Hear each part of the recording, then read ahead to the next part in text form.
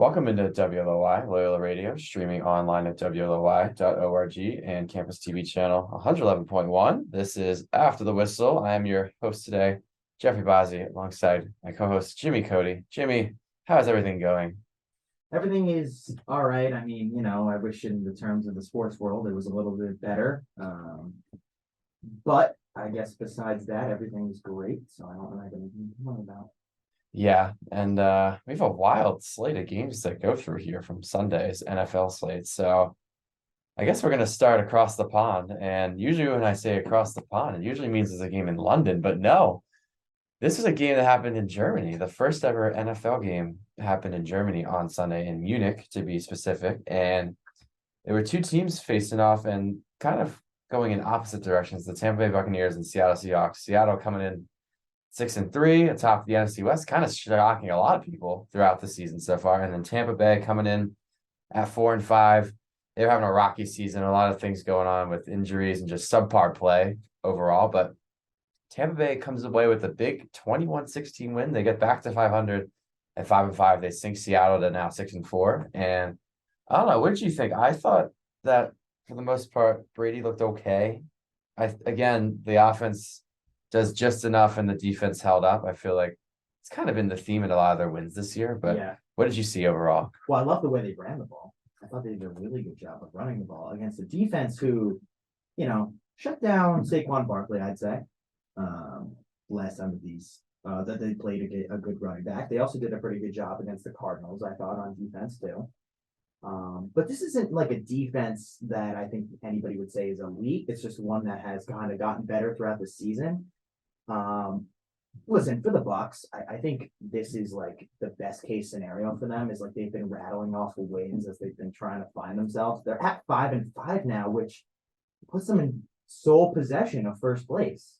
And listen, it's not like anybody else is really that good in that division. Like they don't have the toughest path in the world.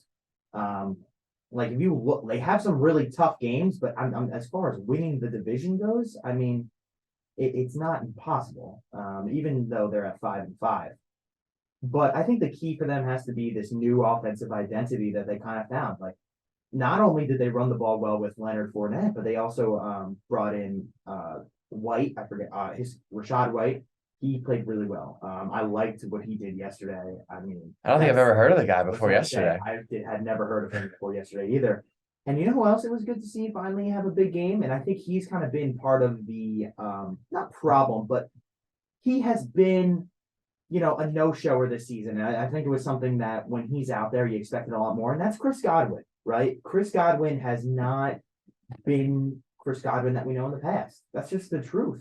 But Chris Godwin was able to have 71 yards and a touchdown yesterday and 6 catches. That was honestly like, say what you want, but I felt like last year that was kind of when Tampa Bay, not fell apart because that's not the right word, but I thought that really hurt their Super Bowl chances last year. And I thought they had a really good chance of repeating when they had Chris Godwin. But not only Chris Godwin had a big game, it was also nice to see Julio Jones have a big game too. Yeah, he found the end zone. Yeah, he found the end zone as well for 53 yards, which, okay, a big game maybe is a little bit too much, but a nice showing. Let's put it that way. The big game I thought belonged to Rachaad White, though, and also Leonard Fournette. Both of them averaged over 4 yards a carry. White just under 5. And listen, if this is the kind of identity that the Bucs are going to have, then that's going to have to be what they're going to have to do. Then they're going to have to run the ball. They're playing Cleveland next up for them. I think that's a game that hypothetically they should win. They should win. But if I'm correct, no, that is not the first Deshaun Watson game, right? It's the first Deshaun Watson game the week before. Okay, yeah. So the first Deshaun Watson game is the week after. So thankfully they get the last of the Jacoby Brissett. That's right. So they get the last of the Jacoby Brissett Browns. But although it's on the road in Cleveland, and we've seen Cleveland play okay on the road, so that's not really going to be an easy match. So I'm not ready to put the Buccaneers as all right, they're back as contenders because I'm going to need to see some decent showings. And listen, they have some big games coming up. They have Saints Monday night home after the Browns, and then they play 3 playoff teams in a row. They played the 49ers, who made the NFC Championship last year. They play the Bengals, who were in the Super Bowl last year. And then they play the Cardinals on Sunday Night Football, who were Christmas night. Christmas night, who were in the playoffs last year as well, and they had a win yesterday. So maybe they're getting in a little bit better situation that they were in. Yeah. But for the Bucks, I think it's about finding consistency, and they seem to do that. Also, I want to say this about the Seahawks. I didn't think that they played a bad game. I thought that it was just the Geno Smith fumble just killed them, because that was ultimately what kind of decided. The other thing they didn't do well, which they usually do well, is run the ball. They didn't run the ball at all. No, they didn't run the ball. Just an off day. Yeah, but we say that they didn't run the ball effectively. They only ran it 14 times, and that's because they were down so much. I think they kind of got off their game plan. I personally, they were able to make it closer in the second half, but a lot of that was through like passes to Kenneth Walker. I thought they did a pretty good job with that, if you want me to be completely honest with you. Yeah, the thing is, Geno Smith's not really going to kill you every game. I mean, 23 for 33 and 275. That's a good day. Yeah, for Geno. It just sucks that it was the lost fumble that ultimately decided this game. Yeah, and moving forward, they're still right in the thick of it in the West. Now they have San Francisco kind of breathing down their neck, and they play head-to-head later in the year, but they have some games that they should win coming up, Seattle. So I think they're going to be around for a little bit. Yeah, their next 2 games after this, next 3 games: Raiders at home, Rams on the road, and then Panthers at home. Yeah, I think they can win all 3. I was going to say they can win all 3. Like for the Seahawks, like it goes right back to getting back to work. Like, listen, it was a tough loss, but I kind of expected them to come out a little flat-footed too, because we sat here on Friday, Jeff, and we said how much the travel was going to be an issue. I mean, you said how many hours was it? I think I guessed, and I said it was 8, 9. Yeah, that's a lot. It's a lot. That's a huge difference. It's almost half a day. Yeah. Imagine just losing, and that doesn't even. Literally, it is like losing a day, because you think about it with the travel and the, time. You're flying. It literally becomes almost overnight or whatever. Yeah. That's a lot. It's a lot. It is a lot. So, I mean, listen, for the Bucks, it's a good win. It was also a great atmosphere in Germany. The fans there seemed like they really enjoyed football, which, it seemed like they were more into it than the London fans. That might be like a controversial statement, but it seemed like the German fans were really into it. And I also heard this too. I saw it on a social media post somewhere, that apparently like the queue for when they release tickets, like the people in the metaphorical line online, was about as full as you could get. It was like almost 3 times, or I think it was double the stadium, like the actual amount of people. Wow. Yeah. So I mean, the demand for tickets here was very high. So I wouldn't be surprised if there's another game there next year. Oh, they're probably going to go back. Yeah. I think the reviews are very good. Yeah. And also I didn't think the field yesterday was that bad. Like we've seen conditions in the past, like there's going to be a game in Mexico City next week, and we know that field is just a disaster. Stadium, what is it? Estadio Azteca. Yeah. Right. Yeah, that field's always a disaster. And then sometimes I always feel like Wembley is a disaster compared to Tottenham Stadium. Yeah, Tottenham Hotspur Stadium is great. Yeah, but Wembley, I feel like, is always having footing issues. There's always people falling. It's for football, and I know. Listen, the players want grass. And they have it in Europe, so I mean the players are kind of getting their way. But I always just think like, yeah, shout out to Tottenham Hotspur fans that we know 2 of them. Yeah, come on, you Spez. Yeah, I just had to slide it in there. All right, moving on. Anything else that you want to add though? No, I was gonna move over to a game that happened stateside. The game of the year? Probably the game of the year. Yeah, it might be the game of the year. The Minnesota Vikings and the Buffalo Bills. Yeah, who would have thought Panthers Falcons would be a game of the year candidate? Or Vikings Bills. Yeah, so the game we're talking about here is the Minnesota Vikings and the Buffalo Bills. And what a wild game. First of all, going into the game, we didn't even know if Josh Allen was going to play. And then they announced that he was active, and then he started. And for the most part, I thought he looked pretty good. I mean, he had 2 picks, but I thought overall he looked like it's the same old Josh Allen. Problem for him, though. He's always forcing those throws when they're not there, because he just has that like, I have a strong arm, I can get it in anywhere, and it's not always the case. Like, he's got to be smarter. He really does, because he's starting to cost the team some games. Yeah. So the game overall, kind of a slow start. Really not a slow start offensively, but they traded a few touchdowns. Buffalo jumped ahead by 10. And then Buffalo jumped ahead by 14. They ended up going up by as many as 17. We need to talk about their defense, too, because it has not been great either. No. And then you mentioned, how does Minnesota get back in this game? Well, Dalvin Cook runs off an 81-yard touchdown, and then CJ Ham gets in, cuts it to 4, and then How about that fumble by Josh Allen at what was it, their own 1 yard line? That was bizarre. When he fumbled and then Minnesota picked it up, that obviously flipped the script. And then we didn't even mention the potential catch of the year. It probably is going to be the catch of the year, the Justin Jefferson one-handed catch. I mean, that's probably going to be up there for not just catch of the year, but one of the greatest catches ever. There were some really good catches yesterday. Even his other one, it was a two-hander, but it was in traffic. He took some contact. That was a nice catch too. I mean, there was a lot going on in that game.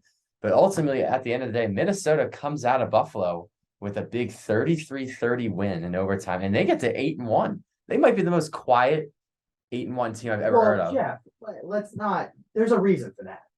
They no-showed against the Eagles. No-showed. There's no other way to say it. I mean, it was all piss poor effort, right? Right. But is there anything? I mean, listen, I know everybody wants to give them credit for this win, and that's great. What if they go lose to Dallas next week? Well, yeah. I mean, people are going to be like, "Oh, I'm not ready to just give the Vikings the crown of decency." Hey, is it a great win for them? Yeah, that's probably their biggest road win, and I don't know how long. A while. A while. But I just feel like for an 8-win team, I know they have just beaten a lot of teams that they should beat, but I don't know. I feel like no one's talking about that. I don't know. Beating Commanders, Lions, and Bears doesn't really but that's my point. Well, some of these games have also been close too. It's not like they're going out there and running through. Right. They're handling their business very well. And then we all know about the dark cloud that looms over the Vikings' head. Like the franchise may just be cursed, honestly, because they have some horrible playoff luck between Blair Walsh and then also Brett Favre just throwing a pick, even though they could kick a field goal. I still don't understand that. Like 13 years later. But listen, it's also the fact that their quarterback is like very up and down. I don't know if there's times where he makes great throws. There's times where he makes horrible decisions. And we all know that he can't do it in prime time because we've seen it year after year after year after year. That's just my concern with that team. I don't know. I'm just being realistic. What about Buffalo? Because they were coming in off of a loss to the Jets where people were not being too alarmed about it, but obviously the Josh Allen injury was a little alarming, and then they lose. So now they're on a 2-game skid. And I believe they're in third in the AFC East. So the Dolphins passed them, and the Jets passed them for now. And the Dolphins have the head-to-head against the Bills. Remember that too. Right. So so do the Jets. Right now you're right. Going forward for the Bills, they're lucky they're on a bye week this week. But they have some easier games coming up. Like they play the Browns, they play the Lions. Those are games they're gonna have to win. And I think they will. But then you look at the rest of their schedule. And we're gonna have to find out what this team really is, because at some point, like they're gonna be pressed with these teams, like they're gonna be playing the Patriots, they're gonna be playing the Jets, they're gonna be playing the Dolphins, they're gonna play the Bengals in the second to last week of the season. Like these are huge, and then they end with the Patriots. These are huge games, and it's against good teams too. Like it's fair to say that the Buffalo defense is just not as good as last year. No, it's definitely not. It's not the same. It's not at all. Now, is that because of injuries? Possibly. I don't know. There are some injuries that are big on that team, but they also added guys like Von Miller. And also, listen, I don't want to be this guy too for Buffalo. I hate to mention this, but is the loss of Dayball like a big deal? It could be on the offense, because Josh is just he's just not making the same decisions. It's been like this for multiple games. Like it's been an early season problem and it's been a late season problem, because we saw that in the Dolphins and we saw it again yesterday. There's just always like he's just a turnover machine at times. Yeah. I don't know if that's play calling or maybe he just tries to force too many things. I think it's trying to force too many things. I really do. I think it's trying to force way too many things. Like the guy has the talent. We know that. Yeah, and there was also the question mark of whether he should have been able to play yesterday. I mean, obviously he was clearly healthy enough to, but I mean, I thought he was fine. Everybody's seen a little bit of a scare though late in the game when he went down, so that was definitely scary. Also, we need to talk about Buffalo, just the management of the game, because they shot themselves in the foot, I thought, a lot. I mean, the Jefferson play, I mean, come on. That's great catch, but as somebody trying to look at it as like a fan, like that's inexcusable to give up. No, you can't give that up. You can't give that up. And then the fumble, you can't give that up. No. Not to mention, they were driving in overtime. They looked like they were going to win the game. I know they were really they pressing the ball over. there. Yeah. It's self-inflicted wounds for this team. I just that their just sometimes lack of awareness in certain situations is what gets me. Because I've seen it so many times. Like I thought they were going to beat the Dolphins. Remember they had the goal line stand. They couldn't get in from the one. Yeah. They just have these like problems time after time where it's the same thing. They shoot themselves in their own foot. I feel like there's nothing else to say besides that. No, They got to clean it up.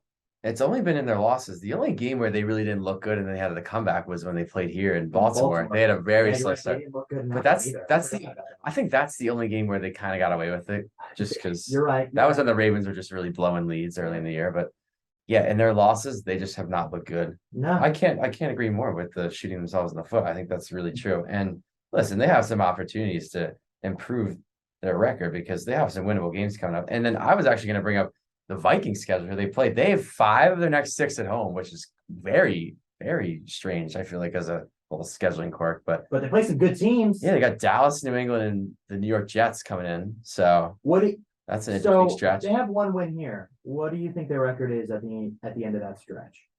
You're talking about the Vikings Mhm. of the 3-game stretch? How do you think they do in those 4 games? I tell you what, I wouldn't be surprised if they lost to the Patriots at home or the Jets. Yes, you know what? I think Dallas is going to beat A them. team like the Jets matches up excellent, and the Patriots matches up excellent. You know what? I think they're going to beat the Patriots. I just think they're better than the Patriots. I think Dallas is going to beat them. That's kind of a pick 'em game. That's very evenly matched. I would take Dallas. I think Dallas is a better team, but they're also on the road, so let's take that into consideration. Yeah. But I don't know. I think the Jets could beat them. I think the Jets match up very well. Even the game in Detroit, that's gonna be a tough game. Detroit is not gonna be going away. I know they're not gonna be a playoff And team. then that Packer game at the in the second to last week of the season. Watch out. We'll get into them a little later. Yeah.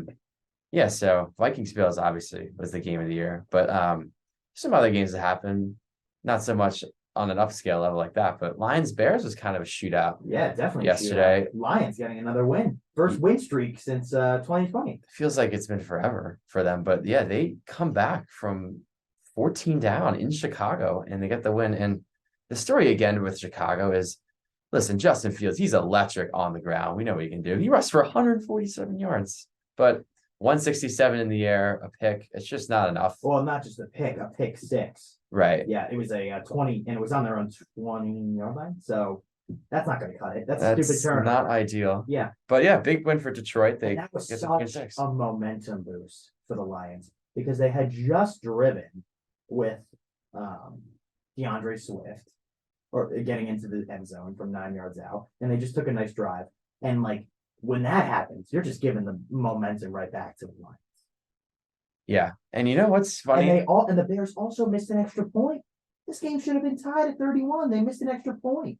It's crazy how we talk about this game and these two teams because these two teams are not very good. But I think these are one of the most fun teams to watch. The Lions and the Bears, they're very fun to watch. They're both very fun. And for the Lions, I just feel like it's because they score so many points, they give up so many points. I feel like they're in a lot of shootouts. And then the Bears, it's just Justin Fields. He's a fun player to watch. But yeah, big win for Detroit. And I feel like for them and the Bears too, they just got to keep building because they're obviously not trying to win right now. But yeah, for both these teams. They got to keep taking baby steps moving forward. Mm-hmm. All right. I hate to do this, but we got to talk about the Broncos and the Titans. Yeah.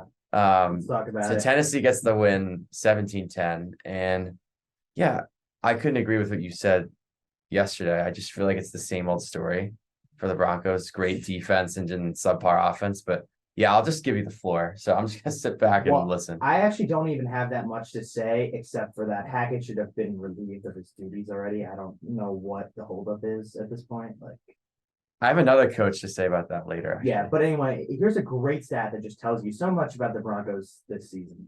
If the Broncos had scored exactly 18 points in regulation of every game, they would be 8-1. Oh my God. 18 points. That's not even 3 touchdowns.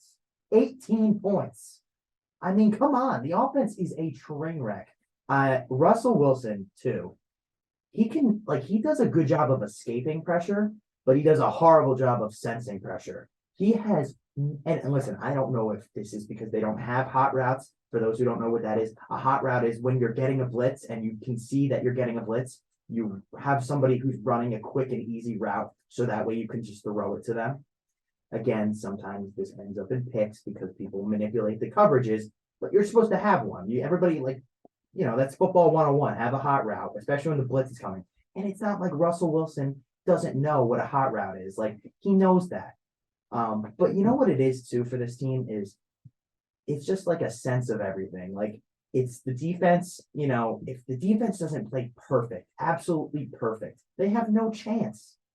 And this is as close as perfect you can get. You held Derrick Henry to like 55 yards. Yeah, and I thought coming in that this was going to be the game. I felt like Denver's D was going to hold Tennessee to somewhere in the teens, and I thought their offense was going to do enough. And one part held true, the other just did not. And the worst part is they put up 10 points in the first half.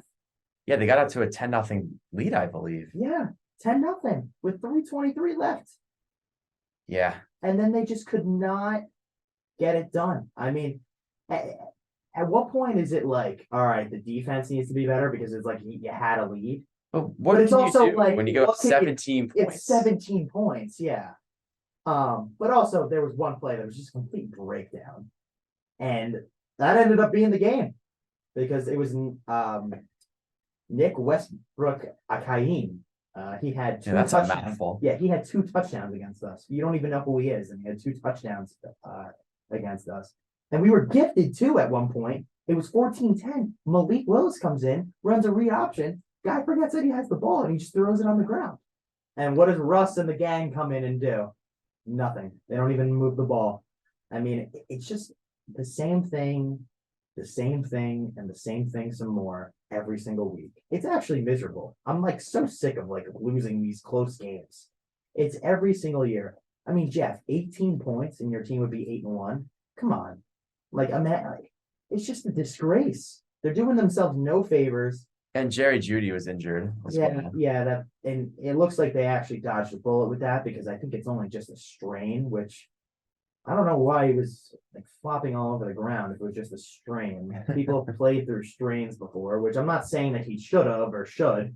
I'm just saying that was a little weird because I thought he tore his Achilles the way he was acting. I was really nervous, but it seems like they may get him back and listen, they need him because, I mean, the receiving is just brutal. And then also, too, another problem for them is third downs. They're horrendous on third downs. But also, too, I mean, this is out of a bye, right? Like, you expect a lot more out of a bye from your coach. And the worst part is, and I think this is just the last point that I have here, and I think this is why Nathaniel Hackett just has to be fired. He said, quote unquote, made no changes to the offense during the bye week. The team can't even, if the team put up 18 points, they'd be 8-1. Wow. How can you make no changes? How can you make no changes? Clearly the offense does not work. Especially not with this group of players. But I mean, there's not much else that you can say besides that. Another close 1 possession loss for the Broncos, which they failed to even put up 20 points. And you know what the worst part is? The clown show in Indianapolis put up more points in their first game than we did. Under a new coach. Under a new coach. And new coach and play caller who found out on Tuesday that they were getting the job. The game was Sunday. Yeah. Hackett had 2 weeks to prepare. He's a head coach, and this is the best we can get? 10 points? Yeah, if he says that there's no changes that need to be made, then he's a fool. I think it's very alarming. He is a fool. And it's also a shame because I feel like this is a game that the Broncos really would have liked to have because they have the Raiders coming up next week and they got the Panthers. I mean, those are 2 very, very winnable games. Yeah, the whole season's been winnable games. Should have beat the Chargers, should have beat the Colts, should have beat the Seahawks. I mean, it's just endless disasters. And Yeah. I don't really think that the team is that far off, if you want me to be completely honest. No, I really think close. I think the defense is elite. Like, I mean, holding Derrick Henry to that. I mean, we're not even that great at stopping the run. We're so much better at stopping the pass. So to do that, that's amazing. You can't ask for any more than that. And just for the offense to just give you nothing after that, I mean, it's a killer. Yeah, and it doesn't get easy for Tennessee. They have a short week. They go to Lambeau Field on Thursday night, so that's kind of an interesting game. That is an interesting game. I tell you right now, if the Packers played like they did yesterday, I think it might not be that tough game for the Titans. It might be a really tough game. Yeah, and then it's going to shift focus a little bit to another AFC West team. Who? Yes. Yeah, they were surprised to see them in like the 1 o'clock window. Well, when they're home, they play at 1 o'clock. Right. I Which just is- feel like a lot of their games are against Buffalo or Cincinnati, and they're always 425, where they get the Sunday night game or Monday night game. Every week it's gonna be one of three teams at 425. It's either gonna be the Cowboys, Chiefs, or the Bucks. Right. Yesterday, Right? or the Cowboys were yesterday Yeah. on the road. But yeah, so the Chiefs, they hosted the Jacksonville Jaguars yesterday. I don't have much to say here, but Jacksonville didn't really make it too interesting. They were down 10 in the third quarter. I mean, you can say They were down 20 at one point in the second quarter. right. It did not get off to a good start. I mean, that's the thing with the Chiefs. If you're playing the Chiefs and you get down 20, I mean, It's over. just forget about It's it. just over. I don't really care who you are, maybe besides a few teams that have the firepower to come back, but Jacksonville simply just doesn't have the firepower. But yeah, another routine win, I think, for the Chiefs. What do you have to say? Well, listen, they got down so much they weren't able to run the ball effectively, and that's what Jacksonville does the best. I thought Trevor Lawrence though actually played okay. Yeah, He took 5 sacks. yeah, that's not going to help. No. The O line's awful, but I But mean, he threw 2 touchdown The passes positive there is the no turnovers. and no turnovers. Yeah, Mahomes had another Mahomes-like day, 4 touchdown passes, 331, 1 pick, but it didn't really do much. And Christian Kirk on the Jacksonville side had a nice day. Kelsey did as well. I think, another routine win for the Chiefs. Nothing too fancy there, I think. They have a huge game next week out in Los Angeles on Sunday Night Football. And then Jacksonville from here, they go on bye, and then they play the Ravens in week 12. But let's go down to Florida and checking on the Cleveland Browns, Miami Dolphins. This is kind of a game coming in yesterday where I actually picked the Browns to win. Obviously, I was so off on that prediction, but the Dolphins just continue to prove that they're a hot team. Tua, I think, if he wasn't in the MVP race now, before, I think he definitely is now. I had him in mind, but I think a lot of people were still not skeptical, but I just feel like not a lot of people view him as a top MVP candidate. But boy, did they have a field day on offense. They put up 39 and they win 39-17. And yeah, I feel like the Dolphins are a team. They're not under the radar, but they're not really mentioned in the top tier of the AFC when you talk about Buffalo and Kansas City, even Cincinnati, just based on what they did last year, and some other teams that have these top-notch QBs. Like, I'm not saying the Chargers are like a very good team, but they have Justin Herbert, the Ravens with Lamar Jackson. But the Dolphins, I think, have got to be a team that deserves more recognition. They're sitting pretty at 7-3, and there's so much First to like. place in the AFC. There's so much to like. Yeah. And listen, I don't know if the defense is the best. Like, I think the Bradley Chubb adding was a good move for them. Like, they needed that. But I've been impressed with just Mike McDaniel in his first year. I mean, I can't say enough about how great this team is. And listen, is that because they have Tyreek Hill added to the equation? Maybe. But you know what? That's not for me to decide, because you can only play with what you have. And he has Tyreek Hill, and the other 31 teams in the league don't.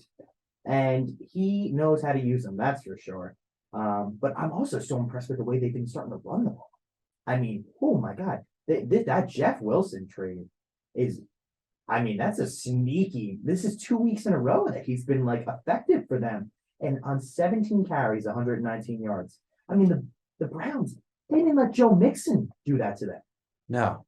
and now they're letting Jeff Wilson do it. I mean, that's a good sign for them too, because for the Dolphins, because they can already pass. There's no concerns about that. We know Jalen Waddle, he does his little penguin dance. They can just fly them down the field. Yeah, we know Tyreek Hill. You don't even need to explain it anymore. But add a running attack to that.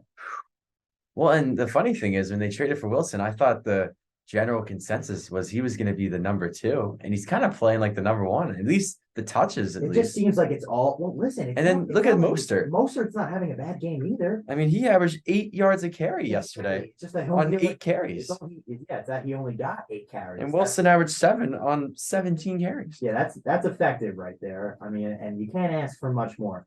But also, we would be remiss, I think, if we didn't read out Tua's stat line. 25 for 70 or 25 for 32 with 285 through the air and 3 touchdown passes. 3 touchdown passes. No complaints. And listen to who it was. It wasn't, you figure, it was definitely Jalen Waddle and Tyreek Hill and Mike Gesicki, right? Well, no, actually, Mike Gesicki did not have a touchdown. Neither did Jalen Waddle. Tyreek Hill had his. But he actually hasn't been getting that many touchdowns this season. But it was Alec Ingold who had a touchdown. Their fullback on actually, I thought, one of the most beautifully designed plays of the year. And that was part of the reason why I came in here saying that I was so impressed with Mike McDaniel. I mean, play was beautiful. And you know what it is too? And I don't mean this as a diss to Kyle Shanahan, who obviously was kind of the leader of Mike McDaniel's tenure. Like he learned a lot under him. But for Kyle Shanahan, he always does this thing when he's ahead that he always just seems to fold up the playbook. And I feel like McDaniel does not do that. I think McDaniel, I don't want to go too far because obviously it's only half a season, but he might be a little bit better of a play caller. You think so? I think so. He has better balance, honestly. Yes. I feel like Kyle goes to the same thing in streaks, and I think Kyle might be just so reliant all the time on his stars. But it feels like McDaniel, when he's calling a game, like he's reminds me of Andy Reid, where he works the ball towards other guys. And then it's like, oh, you forgot they have Jalen Waddle and Tyreek Hill. And then that's when they get the ball. Again, there's a lot of praise here for the Dolphins. I know they went through a tough stretch when they had no Tua, and that doesn't reflect greatly on McDaniel. But for those games that they have had Tua, they've been nothing short of fantastic.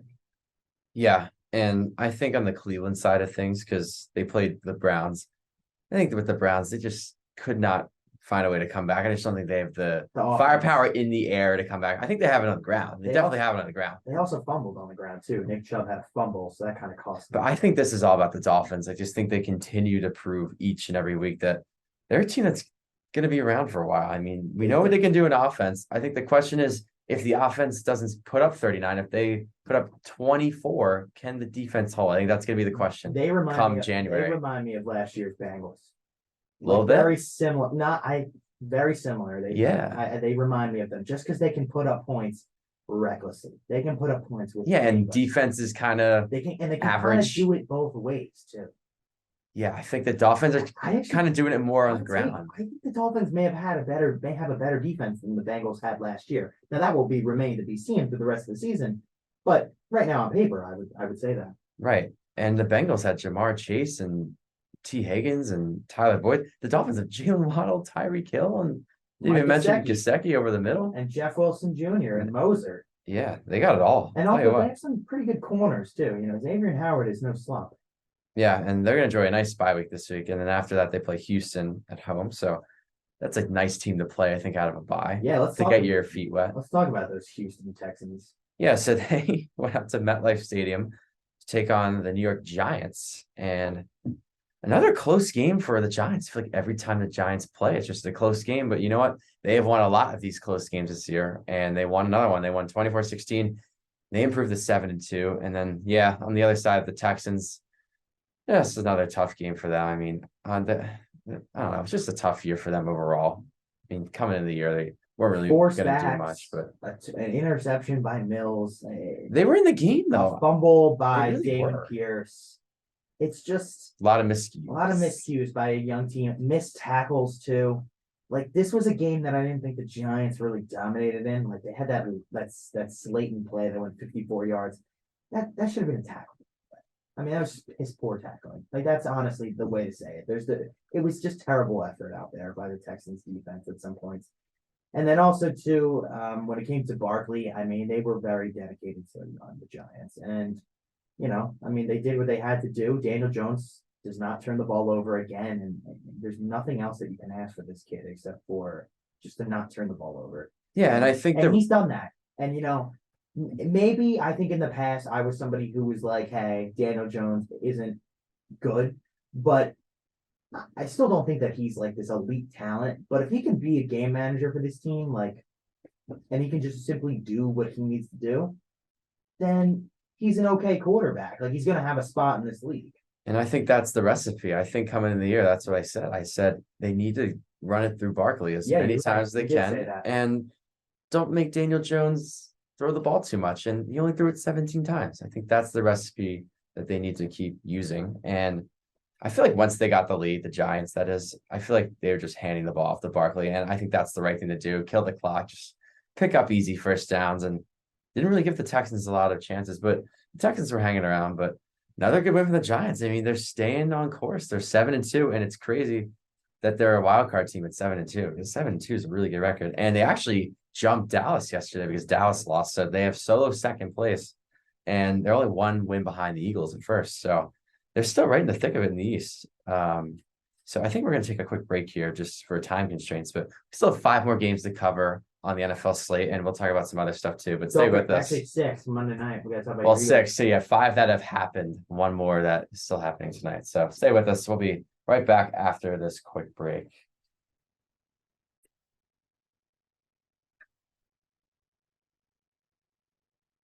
Welcome back to After the Whistle here on WLOY Loyal Radio, which is streaming always on WLOY.org and Campus TV channel 111.1. I am Jeffrey Bazzi hosting today alongside my co-host Jimmy Cody, and we're going to pick up right where we left off here with some NFL games from yesterday. So something to get to. We will also preview the Monday Night Football game in Philly tonight, but let's pick up where we left off. We had a 1 o'clock game in Pittsburgh yesterday between 2, I'm not going to say underachieving teams. I think the Saints are underachieving. Steelers, I don't really know. They're rebuilding. They're kind of rebuilding, but Steelers get the win. They win 20-10, and TJ Watt returning obviously was the big story here. But Jimmy, what did you see here? Because both QBs kind of had kind of days. Listen, for Kenny Pickett, I think it's a step forward because he did not turn the ball over and they got the win. I thought he made a nice, actually, deep throw to Deontay Johnson. That was really key on one of their drives. So it was kind of nice to see that out of him. It was, I think, an improving game, which you like to see out of a young quarterback. They also, they came out of they came out of the bye. I was going to say, right? I was trying to remember. So I looked at the schedule quickly before I delayed. But yes, they came off the bye, and honestly, I thought it was one of their better games, especially for Pickett. But how about that Pittsburgh defense? 6 sacks. Yeah. And then they held Kamara to 26 yards on the ground. That's phenomenal. And then 2 picks by Dalton. I mean, the story of this game is the Pittsburgh defense just absolutely lighting it up. First of all, it's a whirlwind of emotions because they find out they're getting TJ Watt back. Well, the next morning they wake up and think, and they find out no Minkah Fitzpatrick. So that's a huge loss. And I was kind of worried for the Steelers once I heard that, but boy, did they come out ready to play at home. And that's a credit to their coaching. Obviously, like they have a good coach, Mike Tomlin. It'll be interesting to see how they finish up the rest of the season. I mean, as for the Saints, they're a train wreck. They're a train wreck. I just still don't get the Dalton at quarterback thing because I just don't know if he's really better. I don't think he is. I don't think he is. I've never thought. Seems like an overreaction kind of thing. Complete overreaction. But maybe this makes you think. Do you think they're going to go out and get a QB in the offseason? Because clearly they are indecisive because they start Winston beginning of the year, and we know he was coming off the ACL, but he seemed okay health-wise. But then once he got hurt, because he got hurt in the first game, and then he came back out the second one, which is a disaster, and we haven't seen him since. Yeah, they're just kind of a team that's lost. They're just I think a lot of it's their coach. I think their coach is way at. If you want me to be completely honest, I think their coach is way in out of his head. I don't think that Dennis Allen is a good coach. Yeah, and he's coached before, but I think he had one good game last year, and everybody not the just same indoctrinated this guy. It's like, oh, he's got to be their next replacement now. They have to just go him. And going in house, I think was honestly the stupidest thing they could have done. Should have had somebody like. If you want me to be honest, I think if Doug Peterson was coaching this team, I think they have a lot better record. They could be 5-5. I think if Brian Flores was coaching this team, they'd have a much better record. There's a lot of guys out there, I think, that they would have a better record. It's hard to replace Sean Payton, but I agree with you. It's very hard to replace Sean Payton. It's actually borderline impossible. I would actually keep the number for Sean Payton if I was the Saints. I would be calling him and being like, hey, if you want to come back. Give you the super max. Yeah, if you want to come back, you just let us know. At any point this season. Because it is never too late to turn around because this team is an absolute disaster on offense. Yeah. I mean, they don't even use Alvin Kamara right. Like they don't. No. They're not putting him in situations at all. First of all, they act like the guy Saquon Barkley. They're just handing it off up the middle. They're just completely ineffective on offense. Then they throw these little passes to him. They only got the ball to Alvin Kamara yesterday 11 times. It's not going to cut it. No. And then Andy Dalton, 2 fumbles. And also 2 interceptions. That's 4 turnovers, all responsible by Andy Dalton. How can you tell me that's better than Jameis Winston? You have no chance when your quarterback is turning the ball over 4 times. I can't say this enough. I really just think it's a series of bad decisions in New Orleans, which have led to this game. Yeah, I just think they're a team that's not just bad, but they're just in disarray. There's so many things going on. Dysfunctional. Nothing's going right. I just think Injuries. They need to kind of ride out the year and then start from scratch. I think that's honestly the best thing that they can do. I mean, they're kind of in that like Raiders, Broncos, Rams territory where they're just a team who just seems like they're absolutely sleepwalking. Yeah, and then you brought up the head coach, how that's been a struggle. Speaking of two teams that have had some head coaching issues and one made a change, the Colts and the Raiders. So the Colts travel to Vegas to take on the Raiders, and they were coming into this game with the new interim coach. You might know who he is. His name's Jeff Saturday, former Colt himself, and Colt Center. former Colts center and ESPN analyst, who you might know who he is. And on the Raiders side, they've had a first-year head coach, Josh McDaniels, who has coached before, and he came over from New England when he was an offensive coordinator, but things just have not worked out anywhere close to what the Raiders would have hoped for McDaniels. And the Colts get a win on the road and they sink the Raiders to 2-7. I just can't believe the Raiders are 2-7. The worst part is I look at the stats here, and I watched this game a little bit yesterday just because I thought it was entertaining. It was entertaining. And I see Devontae Adams, 9 receptions, 126 yards, 1 touchdown. All right, I know he's not the problem. I see Josh Jacobs, 78 yards, 1 touchdown. The part that surprises me the most, and I don't know if you saw these comments, but the Raiders just don't even look like they're trying to switch anything. Like their D coordinator came out and said, we're just not bought in as a group. Like, no, this is just not a team that cares. And then Devontae Adams actually comes out and pretty much says the same thing. And I think that kind of just speaks to clearly McDaniels has just lost their locker room at this point, right? Like, is that what this is? That's gotta be. It's just a disaster. We got Derek Carr crying yesterday at the press conference because he's upset, which is whatever. I mean, it shows emotion and care. I wish that my quarterback would cry and maybe care. I don't know if he does. I wish Hackett would cry because he needs to show me he cares. But at the end of the day, I mean, the Colts just came in here and just handed it to them. This is a Raiders defense that has Max Crosby and Chandler Jones. Chandler Jones has just been a non-factor this year. No, he hasn't been what a non-factor. he can be. He had no tackle for losses yesterday. He's just not been effective. But they only got 1 sack on Matt Ryan. 1 sack on Matt Ryan. I mean, this is a guy who's been getting eaten up all year. And for Matt Ryan, too. I mean, this was the best game of the season. Yeah, he looked pretty solid. He did. He also took off. I don't know if you saw. He had a 39-yard run. I did not see He had that. a 39-yard run. How can you let Matt Ryan run for 39 yards? And speaking of running, the huge key for the Colts, too, was Jonathan Taylor finally had a good game. Yeah, well, they actually got it to him a lot of times. And I guess you credit Jeff Saturday, right? That he's got it. Well, the new play caller, I think there's a lot of credit that goes to that. But also, I thought their defense actually played okay, if you want me to be honest with you. Like, I thought Gilmore did a decent enough job. Like, they were never in the situation where I felt like the game got out of reach. And, you know, this is a talented offense for the Raiders. Carr, Jacobs, Adams. It's not easy. It's an assignment. I mean, I know the line is terrible, but they were able to do a decent enough job, and they held up at the end of the game when the Raiders were driving. Because there was a point when the Raiders were around midfield with about 2 minutes left to go.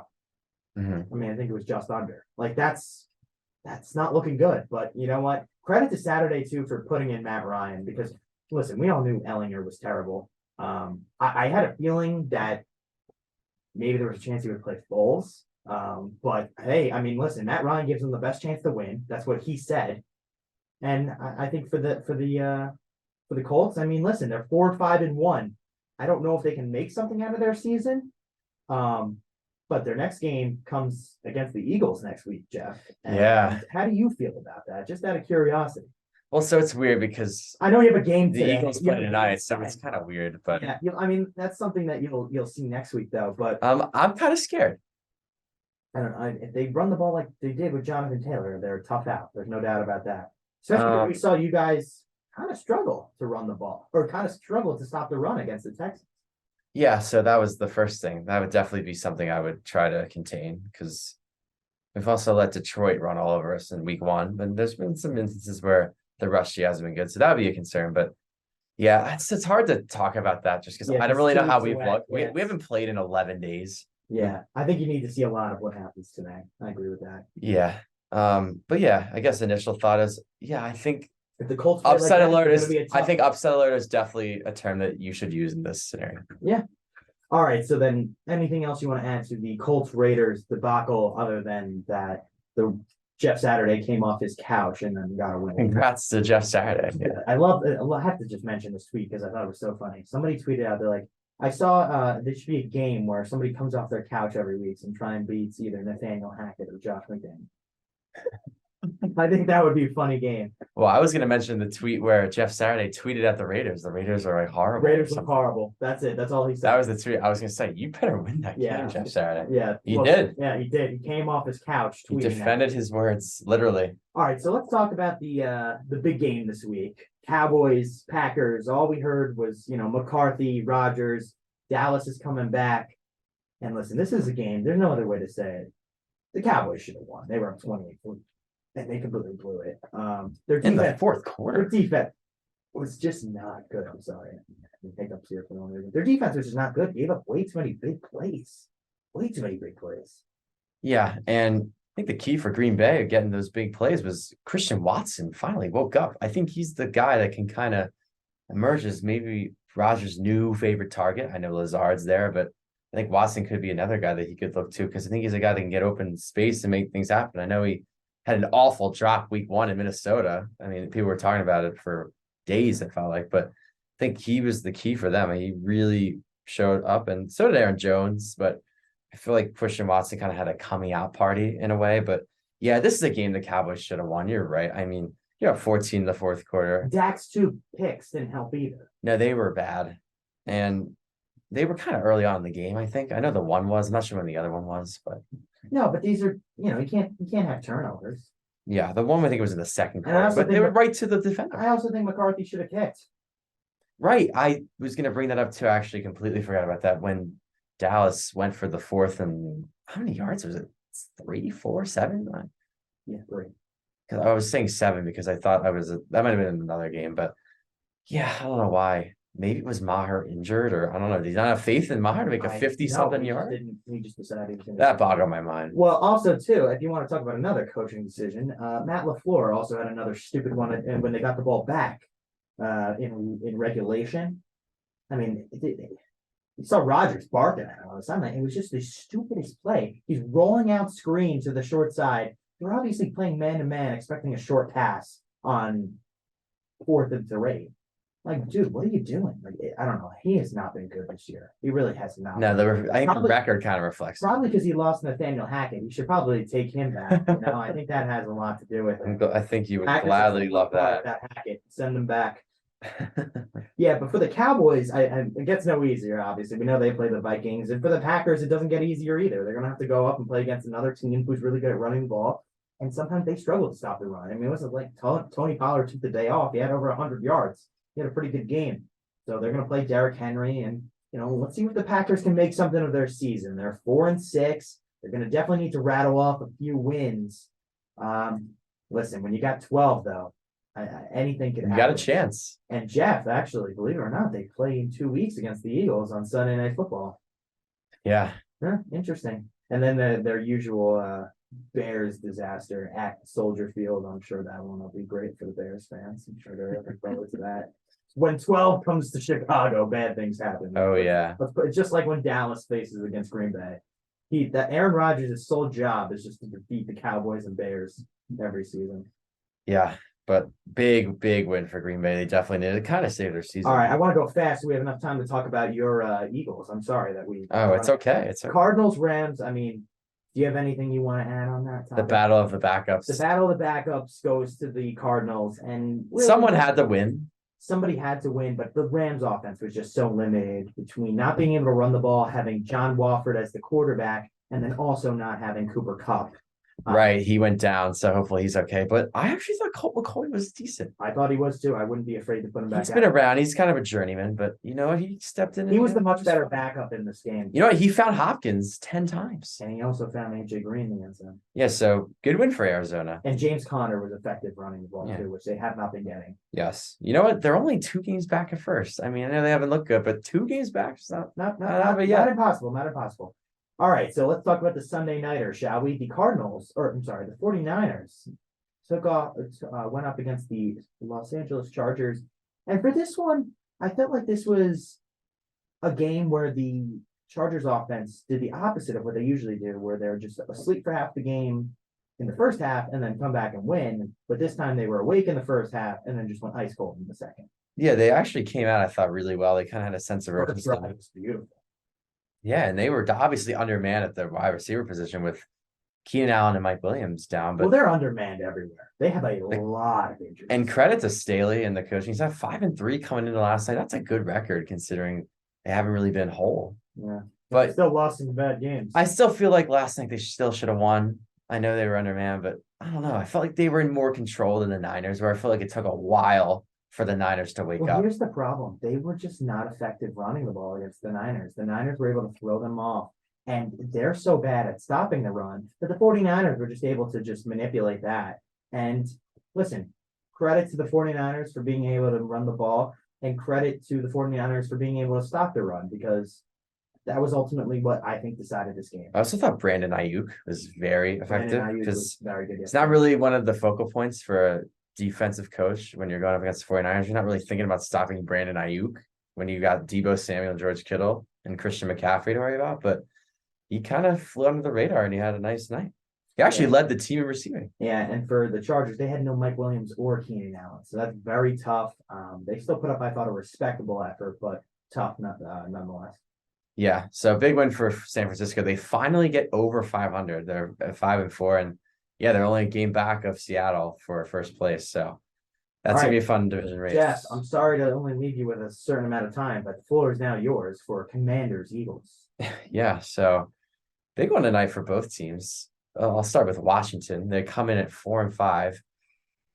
They've been playing pretty well, actually. Ever since Wentz went down with the injury, Taylor Heineke has come in and they've won, I think, 3 of their 4 games. And then one game they lost. They lost the close one at home against Minnesota. So they're definitely playing well, and they've proven they can score some points. They're not really scoring a ton of points, but I mean, their defense has also started to play a little bit better since they released William Jackson, which was also the same week as the Heineke stuff. And the thing with Washington, they can get to the quarterback. I don't think that's really a big issue for them. The really issue for them is the back end. And I think as an Eagles fan myself, I think that's where we need to take advantage, especially when you have AJ Brown and Devontae Smith and Goddard over the middle. I think you really have to use them to our advantage. And then on the Eagles side, I think the main concern here is the rush D, because Houston had a field day, or I should say field night. They had a field night all over the Eagles defense. It was not a good night for Mailata last time he played. No, so you definitely look for him to bounce back. And there's not really many injuries here on both sides. No Avonte Maddox. I was about to bring that up. Oh, yeah, I know. It's a world beater out there. I know. Avonte Maddox. So that's a big one. No Chase Young though either for the Washington. There was a chance that he was going to come off the IR, but unfortunately no, not this week. Yeah, it's a big one for them. Yeah. With that, I mean, that would have changed Chase Young play. Oh, he can be a game changer, no doubt. Coming into the game, I don't really know how it's gonna go. I think the Eagles just need to stick to what they do on offense. Yeah. So I don't think this defense is really as good as the numbers that they've been putting up. Yeah, I think going through the air is going to be the way to go, but I think they really need to start in the ground because that's where they have most of their success. But I think they can really do damage in the air if they really pick good times to throw on play action or whatever. But that's a weird game. We haven't played in 11 days. Kind of forgot about the Eagles, honestly. It's like a mini bye. Yeah, it felt like a lot of time off. We just had our bye like 2 weeks ago. So yeah, I don't know. This is a game that they should win. I just think they're better top to bottom. But Washington's a pesky team. It's going to be a tough game because it's a divisional game. All division games are. This will definitely be a lot different than the first time that these two teams play because, number one, Washington will have a different QB. Wentz played in the first meeting, and Heineke played the Eagles back in January in week 17. And it was a 20-16 game. It was a very competitive game. And Washington was actually, I think, up for the majority of that game. So he's a guy that you can't really mess around with. You can't take him lightly. And especially because he can get out of the pocket. And I think if it's a lot of pressure on the Eagle linebackers to limit QB runs, but we'll see. I think the Eagles win, but I don't know. It's obviously a trap game. I don't think many people are going to pick Washington, but I'll pick them. Who knows? I'll pick them. I'll take Washington. I don't know. I don't know why. Why not? Yeah, it could happen. I don't know. I think the Eagles are just due for a loss at some point. Like, I think honestly, if this is the game they lose, then so be it. Yeah. I mean, anything can happen. Washington's a team that can kind of sneak up on some people. So wouldn't be surprised if they sneak up on the Eagles tonight. But should be a good one from Philly. Yepers, and that's all the time that we have for today, unfortunately. Yeah, and shout out to Oh yeah, Loyola men's Loyola men's basketball. basketball, big win last night. They get their first win of the year over Brown. They improved to 1-2, and I believe they play Thursday night this week against, I think it's Washington College, but you might have to fact check me on that. So hope they can get a win there. And then the women's basketball team obviously underway as well. So we'll have more on that as the seasons roll along. But thank you once again for listening to After the Whistle. And we will be back on Friday, chopping it up with some football, basketball, and some more college football and college basketball. So have a great weekend. We'll see you Friday.